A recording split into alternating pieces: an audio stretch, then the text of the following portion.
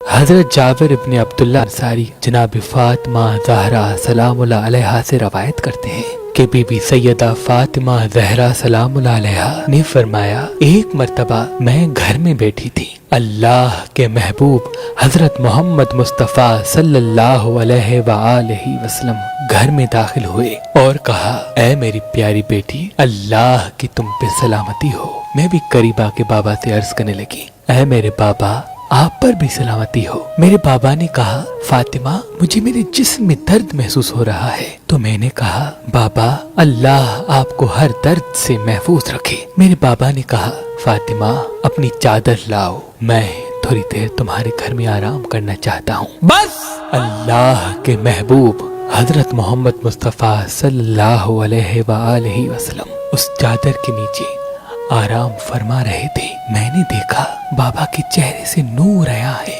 اور گھر میں رحمت ہی رحمت برس رہی ہے۔ ابھی تھوڑا ہی وقت گزرا کہ اتنی دیر میں میرے بڑے بیٹے حسن ابن علی تشریف فرما ہوئے اور کہا، سلامتی ہو آپ پر اے ہماری ماں۔ میں نے کہا، تم پر بھی سلامتی ہو جنت کے جوانوں کے سردار۔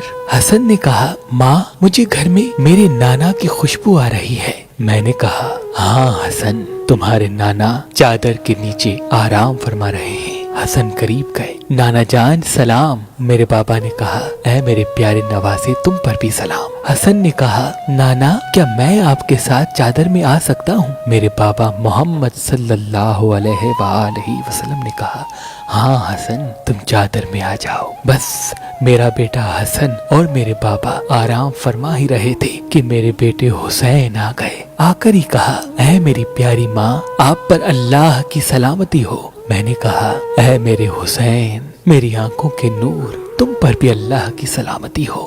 حسین نے کہا، ماں، مجھے میرے نانا کی خوشبو آ رہی ہے۔ میں نے مسکرا کے کہا، ہاں ہاں حسین، تمہارے نانا اور تمہارے بڑے بھائی حسن چادر کے نیچے آرام فرما رہے ہیں۔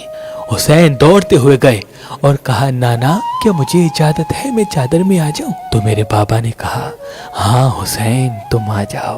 بس میرے بابا اور حسن و حسین آرام فرما ہی رہے تھے کہ اتنی دیر میں اللہ کے ولی علی ابن ابی طالب علیہ السلام آ گئے اور آ کر ہی کہا، اے رسول اللہ کی بیٹی، تم پر سلام ہو۔ میں نے مسکرا کے کہا، اے اللہ کے گھر میں پیدا ہونے والے شیر خدا، آپ پر بھی سلام ہو۔ علی نے کہا، فاطمہ، مجھے میرے بھائی محمد صلی اللہ علیہ وآلہ وسلم کی خوشبو آ رہی ہے۔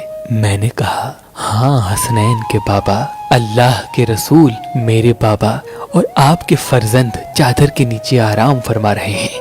علی قریب گئے اور فرمانے لگے، اے اللہ کے محبوب، آپ پر اللہ کی سلامتی ہو۔ میرے بابا نے کہا، اے اللہ کے ولی میرے بھائی علی، تم پر بھی سلامتی ہو۔ علی نے کہا، یا رسول اللہ، کیا مجھے اجازت ہے کہ میں بھی آپ کے ساتھ چادر میں آ جاؤں؟ تو اللہ کے رسول نے کہا، ہاں ہاں علی، تم چادر میں آ جاؤ۔ بس جب علی، حسن و حسین اور میرے بابا آرام فرما رہے تھے تو میں بھی قریب گئی اور قریب آ کے اپنے بابا سے کہنے لگی، بابا، کیا میں چادر میں آ جاؤں؟ تو میرے بابا نے کہا، ہاں فاطمہ، آ جاؤ۔ بس جب ہم پنجتن پاک چادر میں جمع ہوئے تو میرے بابا محمد صلی اللہ علیہ وآلہ وسلم نے آسمان کی طرف اشارہ کیا اور کہا، اے اللہ، یہ ہے میری اہل بیت، ان کا خون میرا خون ہے، ان کا جسم میرا جسم ہے۔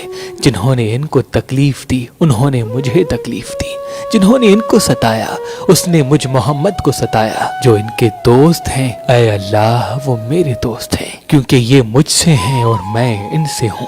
اے میرے اللہ، ان سے ہر قسم کی نجاست کو دور کر دے اور اتنا پاک رکھ جتنا ان کو پاک رکھنے کا حق ہے۔ بس تو اللہ نے فرشتوں سے کہا، مجھے قسم ہے اپنی عزت و جلال کی، اگر یہ 5 نہ ہوتے تو نہ دن ہوتا نہ رات، نہ زمین ہوتی نہ آسمان، نہ سورج نہ چاند۔ میں نے ہر چیز کو ان پنجتن پاک کے صدقے میں بنایا جو اس وقت چادر کے نیچے ہیں۔ تو اتنی دیر میں جبریل علیہ السلام نے کہا، اے میرے خالق، چادر میں کون کون ہے؟ اللہ نے کہا، چادر میں فاطمہ ہے، فاطمہ کے 2 بچے ہیں، فاطمہ کا شوہر ہے اور فاطمہ کا بابا ہے۔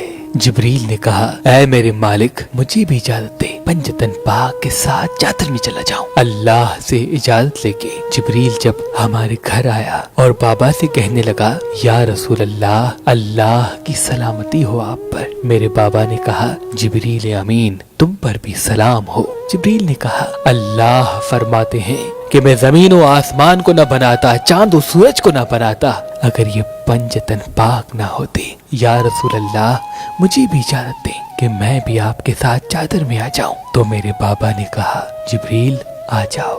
بس جب جبریل بھی ہمارے ساتھ چادر میں شامل ہو گیا، پھر جبریل کہنے لگا کہ اے اللہ کے محبوب، اللہ پاک نے آپ اہل بیت سے ہر قسم کی نجاست کو دور کر دیا اور پاک و پاکیزہ کر دیا، اتنا جتنا پاک و پاکیزہ رکھنے کا حق ہے۔ تب میرے شوہر علی ابن ابی طالب نے کہا یا رسول اللہ ہمارا آج چادر میں اس طرح سے جمع ہونا اللہ کے نزدیک کیا مرتبہ رکھتا ہے؟ تو میرے بابا رسول اللہ نے کہا مجھے قسم ہے اس خدا کی جس نے مجھے اپنا نبی بنایا اور اپنے پیغام کے لیے چنا، اہل زمین کی جس محفل میں ہمارے چاہنے والے اس حدیث کو پڑھیں گے، ایک دوسرے کو بتائیں گے، تو اللہ کی رحمت ان پہ نازل ہوگی اور فرشتے اپنے حلقے میں لے لیں گے، اور جب تک وہ بیٹھے رہیں گے فرشتے ان کے لیے استغفار کی دعا کرتے رہیں گے۔ تو اس پر علی نے کہا